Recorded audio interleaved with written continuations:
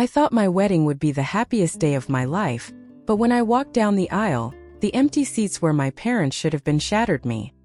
Welcome to today's story. Before we dive in, I'd love your support in reaching 1,000 subscribers to keep bringing you more amazing stories. Thank you. Today's story follows Olivia, who, on her wedding day, faces the painful truth that her parents didn't show up. Their absence was more than just physical. It was the realization that they couldn't accept her happiness. Have you ever felt like you couldn't meet someone's expectations? Stay with us to see how Olivia confronts her past and moves forward. It was supposed to be my day, my moment to shine, but instead, it felt like I was living in someone else's narrative. My wedding, a beautiful celebration of love, ended up being overshadowed by the deep-seated expectations and judgments of my family. But let's rewind a bit. I'll start from the beginning. I'm Olivia, 31. And I've always felt like the other daughter in my family. You know, the one who never quite measured up. My sister Lily was the golden child. Everything she did was perfect. It's like she was born with a spotlight on her. And no matter how hard I tried, I could never compete. I had my own achievements, sure, but those were always in the background. No one really cared that I was a published author or that I ran my own successful business. Lily, on the other hand, was the model student, the beauty queen, the one who had it all. By the time I got engaged, I thought maybe, just maybe, my family would finally celebrate my happiness. But when I told my parents I was getting married, their reaction wasn't joy. It wasn't even surprise. It was silence. And that silence spoke volumes. Lily and I have always had a complicated relationship. Growing up, it was as if everything she touched turned to gold. While I was dealing with the usual teenage angst, struggling to find my identity in a world that seemed to demand so much from me, Lily was effortlessly gliding through life, winning awards, and gathering praise wherever she went. I couldn't help but feel like I was a background character in the grand play of our family. I remember it clearly, the first time I truly felt like I was being overshadowed by her. We were kids, probably around 9 or 10, and I had just finished writing my first short story. It wasn't much, just a simple tale about a girl who discovered a hidden treasure in her backyard, but to me, it felt like a big accomplishment. I was so proud of it that I rushed to show it to Mom and Dad, imagining their smiles, maybe even a few words of praise. But when I handed it to my mom, all she did was glance at it for a moment before saying, "That's nice, sweetie. Lily's been busy with her pageant rehearsals, so you should really focus on things that make you stand out more." In that instant, I felt a rush of deflation. The excitement that had been building up in me like a balloon popped, leaving behind a sense of emptiness. My mom's words weren't harsh, but they were the same words I had heard countless times before. Lily was always busy with her achievements, and I needed to do more to get noticed. It was like there was always some kind of invisible competition in our house, and no matter how hard I tried, I could never catch up. Lily's success became the standard for what was good enough, and it felt like I was always one step behind, fumbling through the dark while she glowed in the spotlight. As the years went on, Lily's accomplishments only seemed to multiply. In school, she was the class president every year, the top of her class, and had a steady stream of awards that filled every corner of the house. Our living room was a shrine to her success. Framed certificates on the walls, trophies displayed like little golden statues on shelves. Even the bookshelves were arranged in a way that seemed to highlight her latest achievements. I, on the other hand, had my own quiet victories, good grades, a few art projects here and there, but they never seemed to make the same impact. They were never enough to draw attention or receive the kind of praise that Lily's victories commanded. In high school, it was the same story. I wasn't a total failure by any means, but I didn't have the same outward shining qualities that Lily did. She was tall, slender, and beautiful, effortlessly charming everyone she met. People gravitated toward her, including my own friends. I was more of the quiet, introspective type, trying to find solace in books and creative writing. I loved to write, but no one really paid attention. One day, I worked up the courage to submit a short story I had written for a local competition. It was my first real attempt at putting myself out there. I thought that maybe, just maybe, this could be my moment, a chance to be seen and appreciated for who I was. I showed it to my parents, practically buzzing with excitement. But the response I got from them was lukewarm, to say the least. My mom looked up for just a second, nodded, and said, "That's nice, sweetie. Lily's been busy with her pageant rehearsals, so you should really focus on things that make you stand out more." That was it. The words stung. They weren't meant to be cruel, but they carried the weight of an unspoken truth. Nothing I did would ever be as impressive or as worthy of attention as Lily's talents. Over time, I learned to stop seeking validation from my parents. I learned to shut off that part of me that longed for their praise. But deep down, it still hurt. Lily's success had become the unspoken standard, the gold standard that I could never reach. Even when I achieved something meaningful, it was always measured against her. I was never the star of the family. Just the person in the background who quietly worked hard but never quite got the recognition she deserved. And then came the day that should have been mine, my engagement. When I met Ethan, everything felt different. For the first time, I found someone who actually saw me, not the comparison to my sister, not the expectations that came with being the second child, but me. He loved me for who I was. It was a feeling I had never truly known before, and when we got engaged, it should have been a moment of pure joy. My parents, however, seemed oddly distant. There was no excitement, no congratulations. When I told my mom, she merely asked, "Are you sure this is the right time?" Then, as if in an offhand comment, she said, "Maybe it's time to focus on your appearance before the wedding." It wasn't just about my weight, it was about my whole being, the message being sent without saying much at all. It was a reminder that no matter what I achieved, I would never be good enough in their eyes. Lily, on the other hand, had already planned her own wedding in her mind. Even before I had met Ethan. She had told my mom what kind of ring she wanted, what the venue should be, and even which bridesmaids she envisioned. In their eyes, Lily was the perfect bride-to-be. And my wedding was just a formality. The engagement party was the final confirmation. My parents didn't come. They didn't even bother to RSVP, let alone show up. I tried not to take it personally. But how could I not? This was supposed to be a day to celebrate my future, and yet it felt like they couldn't care less. Their absence spoke louder than anything they could have said. Lily had already set the bar for what was perfect, and I was never going to meet it. I knew then that my life would always be a struggle for approval, a race I could never win. Lily had always been the shining star, the golden child, and no matter how much I achieved, I would always be the second daughter. The wedding, my engagement, and every other milestone in my life would always be colored by their perception of what was truly worthy of attention. And that feeling of being invisible, of always being second place, lingered with me long after the wedding invitations went out. I was in love. Ethan was my rock, the first person who truly saw me for me. He didn't just see the exterior, the quiet one. The one always in the background. He loved my quirks, my sense of humor, my odd ideas, and the way I found beauty in the simplest things. It wasn't just that he accepted me, he celebrated me. He didn't compare me to anyone, especially not Lily. There was no perfect sister in his eyes. I was enough. For the first time in my life, someone loved me without the baggage of unrealistic expectations attached. So when we decided to get married, I thought it would be a chance to create something entirely ours. I imagined it would be our moment, a celebration of our love, our shared future, our world. I envisioned the wedding as a fresh start, where I could finally embrace being the center of attention without any of the shadows of the past looming over me. Ethan and I would be building something together. But the moment I told my parents, everything shifted. It was supposed to be a joyous occasion, but it felt more like I was asking for permission than sharing news of my happiness. My mom's response was, well, disappointing, but somehow not surprising.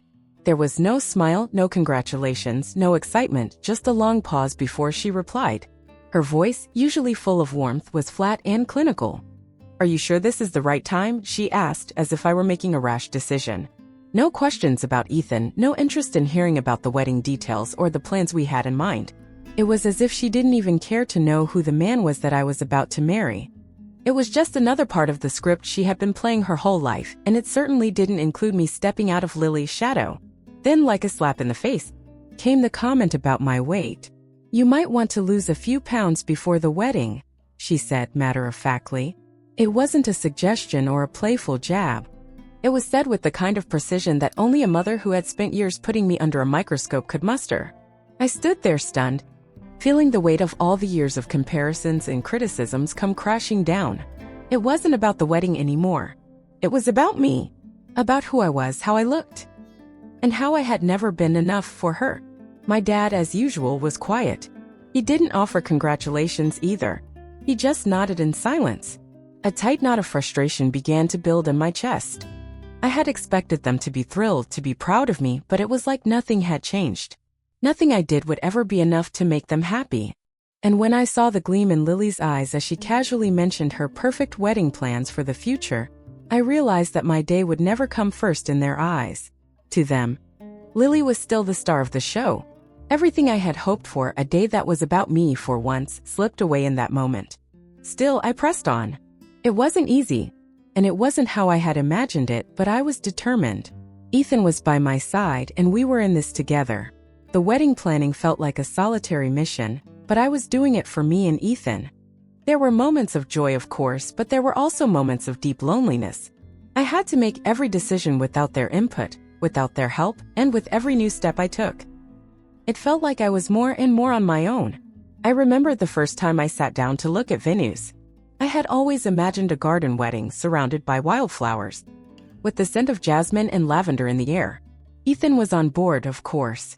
He loved the idea. But when I suggested it to my mom, her response was cold and dismissive. "It's not very practical." "Olivia," she said, with that same tone she had used for years, "maybe you should think about something a little more elegant." My heart sank. Every decision I made, every vision I had, was met with disapproval. It was as if nothing I did was ever good enough for her standards. When I started looking for a wedding dress, I could feel the weight of my mom's absence in the process. I wanted to go to a boutique, to share the experience with someone who understood what this moment meant to me. But my mom had already made it clear that she wasn't interested. So I went alone. I picked out a dress, simple but elegant, just the way I wanted. It was a soft ivory with delicate lace, not too flashy, but still beautiful. When I showed it to my mom, she barely looked at it before offering a half-hearted compliment. "It's practical," she said. Practical. The word stung more than I wanted to admit. She never once asked about my wedding plans. She never offered any help with the decorations, the food, or the guest list. She didn't even offer to throw a bridal shower. It was as if I had simply faded into the background once again. And this time it was my own wedding that was being ignored. Meanwhile, Ethan's family was there every step of the way. His mom helped me choose the flowers, his sisters helped with the seating chart, and his cousins even offered to make the wedding cake. It felt, in so many ways, like their family was more my family than mine ever was. I tried not to let it bother me. I told myself I should be grateful for the support Ethan's family was giving me. And I was. But the absence of my own family, the complete lack of involvement from the people who were supposed to care the most, weighed on me. There was a part of me that longed to have my mom help me pick out the details, to share in the excitement, even if it was just a small gesture. But it never came. On the day of the wedding, everything felt surreal. The ceremony was beautiful, and Ethan and I exchanged vows under the warm golden light of the sun setting behind the garden. It was everything I had dreamed of. But even in the midst of all the beauty, there was a hollow emptiness where my parents should have been. I kept scanning the crowd, hoping to see them sitting in the front row, hoping they would show up, but they didn't. Later, when I tried to reach out, they apologized, but their words were empty. They claimed they were too busy to make it. I couldn't help but feel like they were justifying their absence, trying to make me feel like it was my fault for not including them more in the planning. The truth was, I had done everything I could to make it work, but they had chosen to stay distant, as they always had. It wasn't just that they weren't there. It was the fact that, even on my wedding day, they had found a way to remind me that I would never be perfect in their eyes. And while Ethan's family surrounded me with love and support, it was hard not to feel like my own family had abandoned me. But through it all, one thing became clear. Ethan and I had built something beautiful, a life together, free from the constraints of family expectations. It may not have been the wedding I had envisioned with the support of my parents, but it was a wedding I had created for myself, for us. And that, in the end, was all that mattered. The day of my wedding arrived, and everything was perfect.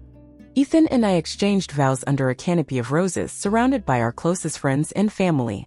The soft scent of the flowers in the air, the gentle hum of conversation, and the warmth of the sun created an atmosphere of absolute bliss. I had dreamed of this day for so long, and it was everything I had ever imagined.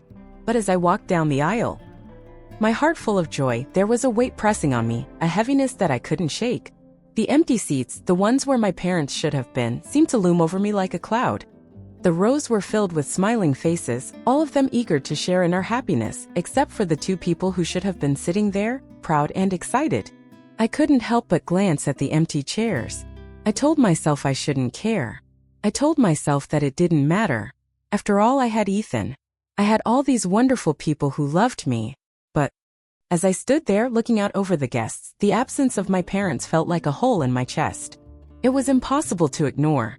I had been waiting for this moment for my entire life, and yet I couldn't shake the feeling that something was missing, something essential.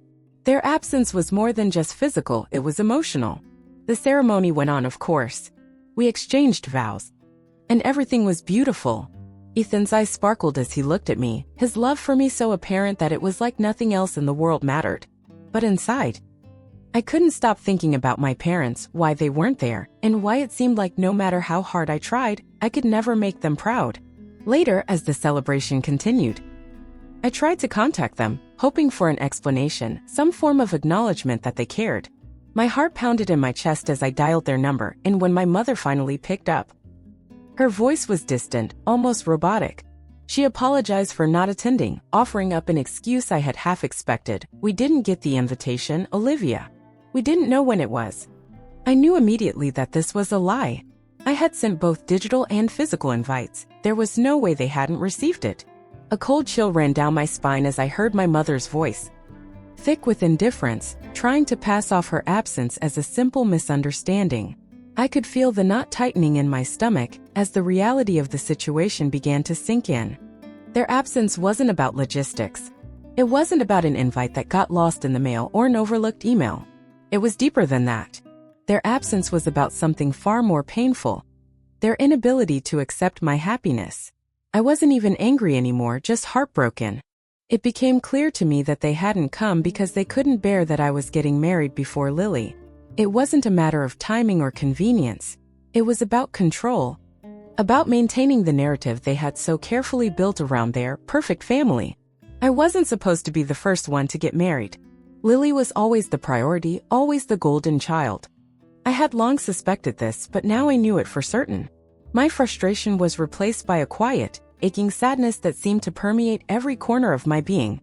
They had missed the most important day of my life, and in doing so, they had confirmed what I had always feared. No matter what I did, no matter how happy I was, I would never be enough. My accomplishments, my love, my marriage, none of it mattered to them unless it fit into their perfect little narrative. And then the final straw came. My mom called me the next day. Her voice calm but laced with a hint of something I couldn't quite place. She explained why they hadn't come, but it wasn't what I expected.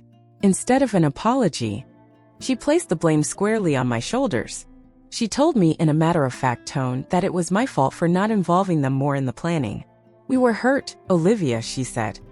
As if I had somehow failed them by not seeking their approval. We should have been a part of the process and you didn't include us. You never gave us a chance to help. I was stunned. The words echoed in my mind. I had tried. I had called. I had begged them to be involved, but they had refused. Now, somehow, I was the one being accused of not doing enough. It was the same pattern. The same feeling of being made to carry the blame for something that wasn't my fault. My mom's disappointment hung heavy in the air as she continued talking, her words dripping with a quiet accusation. It felt like a punch in the gut. I could barely hold it together as I listened to her. I wanted to scream, to tell her how hurt I was, to ask why she couldn't see that this wasn't about her. It was about me, about my life and my happiness. But the words wouldn't come. Instead, I just sat there silent, my hands trembling as I gripped the phone. I had always feared this moment. The moment when I would realize that I would never change their perception of me. The moment when I finally understood that no matter how much I tried, I would always fall short. When the call ended, I was left with a sense of emptiness. I hung up the phone, feeling a tear slip down my cheek, but I didn't make a sound. I wasn't crying out of anger. I was crying because I had just faced the truth that I had spent my whole life trying to ignore. My parents would never accept me for who I was. I would always be the second daughter, the one who wasn't quite good enough. Their love was conditional. And no matter how hard I worked to prove my worth, it would never be enough for them. In that moment, I knew something had shifted inside me. The realization stung. But it also brought a strange sense of relief. For years, I had tried to win their approval. I had tried to prove that I was worthy of love, but now I knew that the only approval I needed was my own. I didn't need them to validate my happiness anymore. I didn't need them to be there to celebrate my love with Ethan because I had already found a love that was real. One that didn't depend on anyone else's approval. As I stood there holding the phone, I finally felt the weight of all these years lift off my shoulders. I was free. I was free to live my life for myself, not for them. And for the first time in my life, I knew that I would never let their rejection define me again. Months passed after the wedding, and the strain between me and my parents only grew. There had been no breakthrough. The silence between us wasn't just about their absence at my wedding anymore. It had become an ongoing, invisible barrier that stretched across every interaction we had. I had tried calling them occasionally, tried sending messages, even small gifts, but there was always a distance I couldn't bridge. Their coldness seemed to seep into every corner of our relationship, and I found myself shrinking every time we spoke, each conversation like another reminder that no matter what I did, I couldn't meet their expectations. Lily, of course, had no problem filling the void. She was now planning her own wedding, and it was all my parents could talk about. First, I tried to bury my feelings. After all, she was their firstborn, the one they had always adored. But as the weeks went on and their obsession with her wedding plans became more pronounced, I couldn't ignore it any longer. Every conversation with my mom started with, "Lily has just picked out her perfect dress," or "Lily found the most amazing venue." And every time they gushed over her, I felt a deep pang of resentment, a raw ache that I couldn't shake. But what hurt the most wasn't their obsession with Lily. It was realizing that I had been hoping for their approval for years. I had spent my entire life trying to prove myself to them, trying to show them that I was worthy of love, of admiration, of being seen. I had bent over backwards to get them to notice me, to care.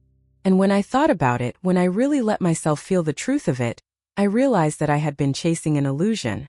I had spent all those years trying to fill a hole that they had no intention of ever filling. No matter how much I did, no matter how much I accomplished, I would always be second to Lily. It was a bitter realization, but also a freeing one. I wasn't angry anymore. I was tired. I had spent so much time and energy over the years trying to be the person they wanted me to be. But no matter how hard I tried, it never felt enough. I had fought so long to earn their love. But now I saw that the love I had been fighting for was not something I should have been striving to gain. It was never truly mine to begin with. One day I decided enough was enough. I called my parents. I wasn't sure what I was expecting from the conversation, but I knew that I couldn't keep living like this in limbo, constantly aching for something I was never going to get. I couldn't keep pretending like their disapproval didn't sting. I was done being the person they wanted me to be. I wasn't going to continue playing that role anymore. "I need to talk to you both," I said, my voice steady but low, trying to keep the emotion out. It's time we had an honest conversation. The silence on the other end of the line felt deafening. I had never been this direct with them before, and I wasn't sure how they would react. But the truth had been building inside me for too long, and it was time to let it out. "I've spent my entire life trying to prove myself to you," I continued. "I've tried to be someone I'm not just to earn your approval. But I've realized something. I've been chasing after something that doesn't exist. You've never truly seen me. You've never truly seen who I am, what I've done, what I've built for myself. You've always been too focused on Lily."